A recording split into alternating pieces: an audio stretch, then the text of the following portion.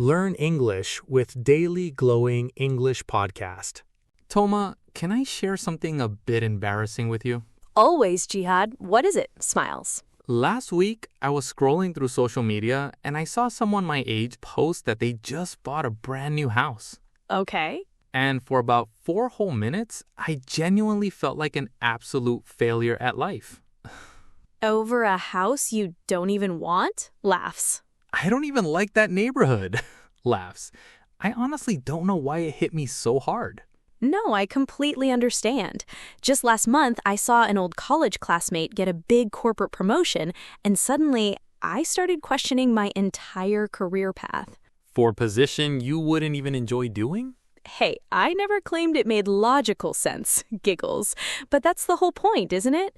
It is almost never actually about the physical house or the specific job position. You're so right. It's something much quieter, like a gentle voice whispering that everyone else received an instruction manual for life, and we somehow missed the mandatory meeting. Wow, that is uncomfortably accurate, laughs softly. Well, everyone, welcome. Today, we are diving deep into the topic of comparison, why we constantly do it, why it hurts us so much more than it reasonably should, and whether it's truly possible to ever stop. Spoiler alert, you probably can't eliminate it entirely, but we can definitely learn how to handle it a whole lot smarter. Hello, amazing English learners. Welcome back to Glowing English, your cozy and supportive space to improve your conversational English skills through natural, everyday discussions. I'm Jahab, your host, alongside my wonderful co-host, Toma. Hi everyone, I'm Toma, a person who once had a full existential crisis just because someone else got a job promotion. Laughs. Very calm, very emotionally balanced. Chuckles. Thank you, Jihad. I like to think I'm evolving every single day. Smiles. Today, we are addressing the habit of comparing ourselves to others. Friends, classmates, work colleagues, random strangers on the internet, and even people we've never met in real life. We'll explore why comparison feels so hard to escape, when it can actually serve as a useful tool, and what steps to take when it starts making you feel small and discouraged. This lesson is crafted specifically for intermediate learners at the B1 to B2 levels. We'll keep our phrasing clear, natural, and directly applicable to your real-life conversations.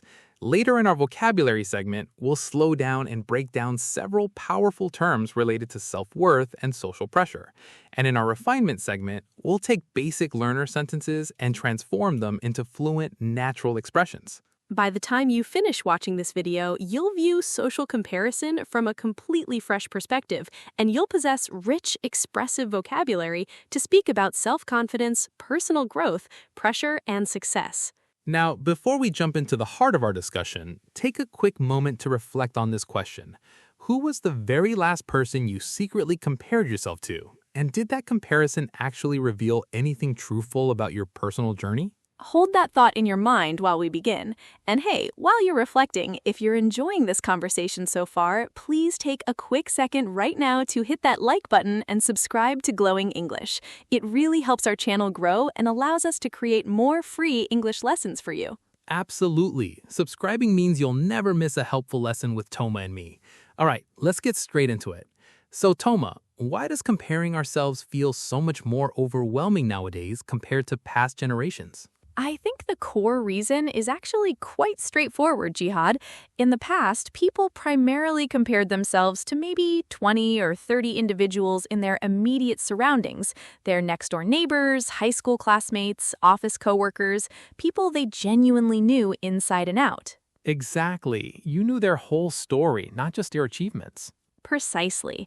But today, we're constantly measuring our lives against thousands of strangers across the globe whom we've never met in real life. And worse, we're not seeing their complete life. We're only seeing their absolute best 5 seconds of the day. Exactly. Think about it. Nobody logs onto social media and uploads a photo of the stressful argument they had right before taking that tropical vacation picture. Right. Nobody posts a picture saying, "Here's me crying in my car 5 minutes before going into my promotion celebration dinner." No way. They post the shiny dinner table, the perfect lighting, and their radiant smile. Meanwhile, we sitting at home end up comparing our entire chaotic, imperfect day to their single, polished, edited photograph. It isn't a fair contest at all. It's like evaluating a real physical house against a picture-perfect architectural blueprint. One has messy dishes sitting in the kitchen sink, while the other features flawless sunlight, lovely flowers, and zero evidence of actual human messiness. That description is so spot on. And here's the subtle detail that always gets me. Algorithms aren't even serving us completely random content. What do you mean by that? Well, these social platforms systematically highlight people who appear to be just slightly ahead of us, a little richer, slightly fitter, a bit more organized or successful. So it isn't accidental comparison, it often feels like engineered comparison. It keeps our eyes glued to the screen for just a few extra minutes. Wow, when you frame it like that, it actually sounds quite dark. It really is. We convince ourselves that we're simply browsing through photos, but in reality, we're being handed a tailored mirror designed to make us feel perpetually behind.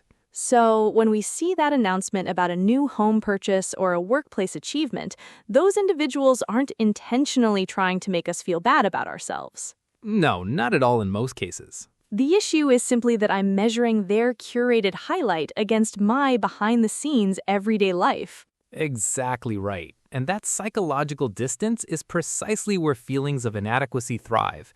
The gap between what someone chooses to show the world and what you intimately know about your own daily struggles. Yes, you are acutely aware of your own exhaustion, your unpaid bills, your inner insecurities, and your bad days, yet you only observe their glowing achievements, their tidy home, and their victories.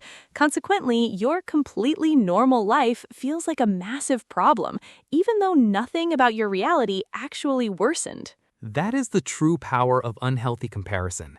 It can completely drain the happiness out of your life without changing a single physical circumstance. Okay, Jihad, let me challenge you on this for a second. Grins. Is comparison always a bad thing? Because, to be completely honest, there have been times when seeing someone else succeed actually motivated me. How so? Tell me more. Well, when a good friend of mine started running regularly and became super fit, I didn't feel bitter or envious at all. Instead, I thought, hey, if a regular person with a busy schedule can achieve that, it's totally achievable for me too. So it wasn't painful, it was actually inspiring and useful. Ah, I see. It provided a clear path forward rather than just creating an emotional wound. Exactly. That's a great point, Toma. I completely agree with you. Comparison isn't inherently toxic in every context. That's a relief. I was worried we were going to turn comparison into the absolute villain of this entire episode. Laughs. No, it's far more nuanced than that. So, what would you say is the fundamental difference between the type of comparison that inspires action and the type that just causes pain? I firmly believe it comes down to proximity or distance. Distance. How do you mean? Well, think about my friend who took up running. She's close to my daily reality. I know her daily life, I witnessed her consistent effort, and I could easily picture myself taking similar steps, so the goal felt genuinely reachable. Exactly. Whereas looking at a multimillionaire's luxury estate on the internet doesn't feel like a realistic roadmap. It feels like a harsh reminder of what you don't have. Right. It's too distant from your daily reality to offer practical steps. It doesn't offer a constructive next action. It simply leaves you feeling small and inadequate. So, local, relatable comparisons can offer valuable lessons, whereas distant, unrealistic highlight reels usually foster resentment. Resentment? That's a heavy word, but it's very true. Huh. It is heavy, but it's important to be honest about it. That quiet, nagging feeling of why them and not me can easily ferment into bitterness, even if it starts out small. Absolutely. And it feels so uncomfortable because none of us want to admit to feeling that way. Most people don't want to feel envy or bitterness towards others, yet the emotion creeps in anyway. And beating yourself up for experiencing a basic human emotion doesn't solve anything. So when people offer generic advice like just stop comparing yourself, it sounds nice on paper, but it's practically impossible to execute. I couldn't agree more. Human brains are wired to evaluate and compare. It isn't a flaw, it's a fundamental mechanism our minds use to understand where we stand in our social environment. So the primary goal shouldn't be to eliminate comparison altogether. Right. The goal is simply becoming mindful of what you are comparing and whether the metric you're using is fair in the first place. comparing your complete, unedited reality to someone else's polished 5-second snippet. Exactly back to that unfair gap. So perhaps a much healthier question to ask ourselves isn't why am I comparing myself, but rather, is this specific comparison serving me or is it hurting me? Well, I've personally adopted a new rule recently. Tell me if you think this is a smart approach or just a silly mental trick. I'm all ears. Let's hear it.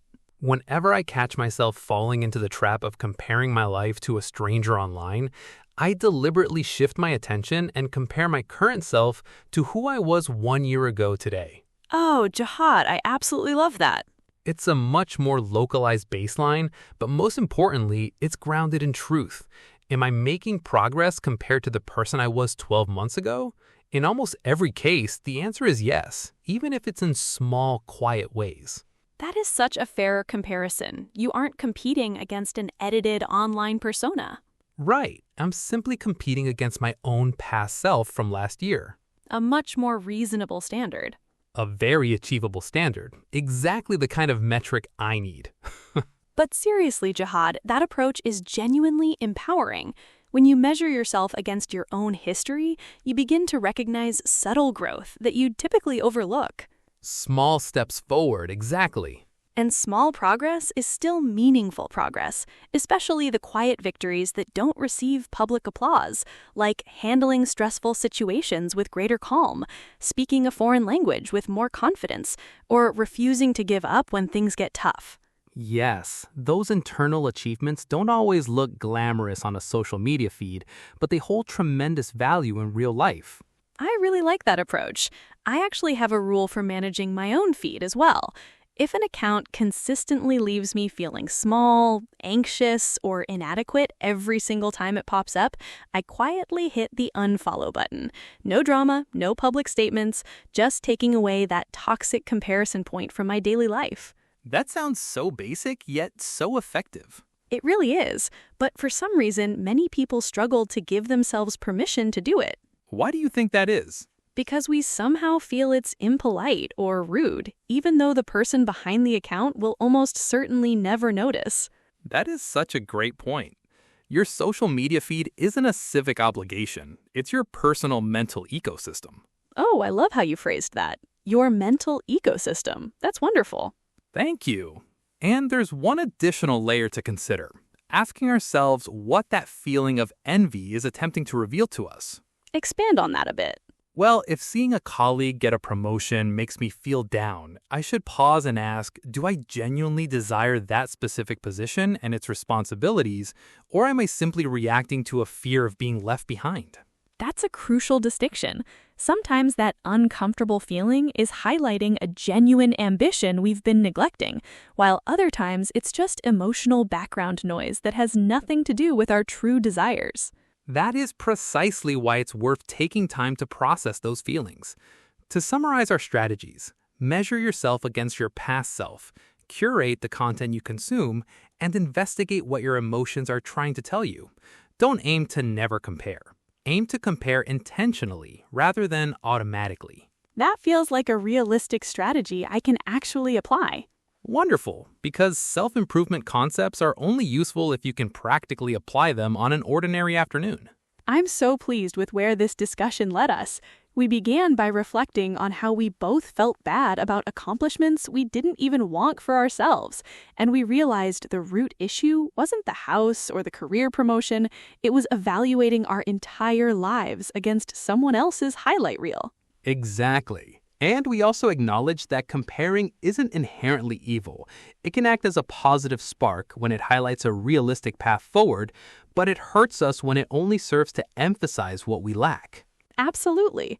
Now, several of the expressions we've used throughout our chat are featured in our vocabulary breakdown section. Let's take a closer look at them. Yes, welcome to our vocabulary section, where we take time to break down valuable words and phrases that will help you articulate complex emotions and self-reflection with absolute clarity. Our very first word today is inadequate. Inadequate. To feel inadequate means feeling as though you're not good enough or lacking the necessary qualities for a situation. For instance, feeling inadequate after observing someone else's major milestone.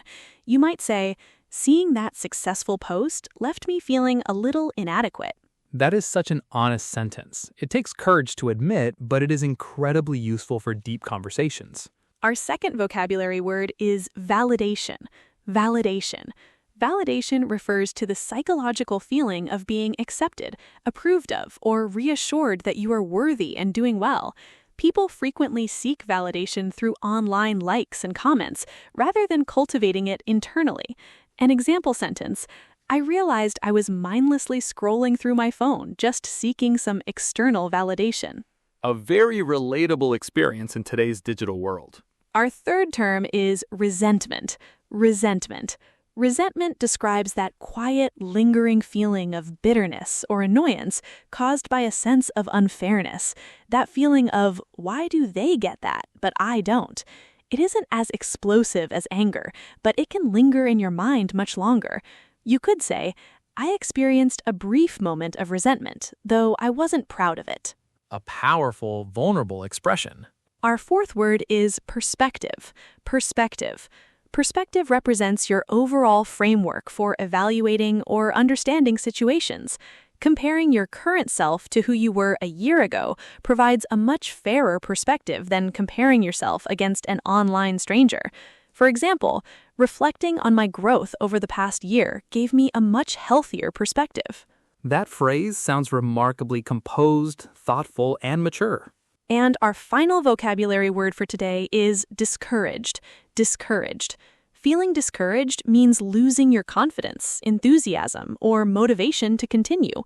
Watching someone who appears miles ahead of you can leave you feeling deeply discouraged rather than motivated. You can say, that constant comparison left me feeling discouraged rather than motivated.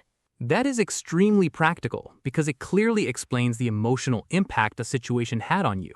To review, our key vocabulary terms today are inadequate, validation, resentment, perspective, and discouraged.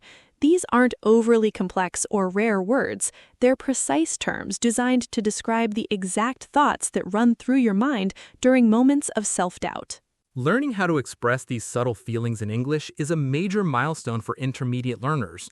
Many students know how to convey these concepts in their native language, but struggle to express them naturally in conversational English. Exactly. So now let's step into our refinement segment, where we take straightforward, basic statements about emotions and elevate them into natural, fluent English. In this section, we take basic ideas and reshape them into smooth, articulate phrases. Today, we aren't just sharpening your vocabulary, we're refining how you talk about sensitive, uncomfortable human experiences. That's right. Let's look at our first basic phrase. I feel bad when I see other people's success. This is a very common thought, but it sounds a bit elementary. Yes, while the meaning is clear, the word bad is far too broad. Let's refine it to sound more precise. Seeing other people's achievements sometimes leaves me feeling somewhat inadequate. Exactly. It makes your communication honest without sounding overly dramatic. Here is our second basic phrase. I post pictures online to feel good about myself. That is an honest admission, but we can express it with greater self-awareness and fluency. Let's say it like this. Occasionally, I post content online simply to receive a bit of validation. That sounds significantly more mature. It doesn't make you sound superficial, it simply acknowledges a universal human desire to feel acknowledged by others.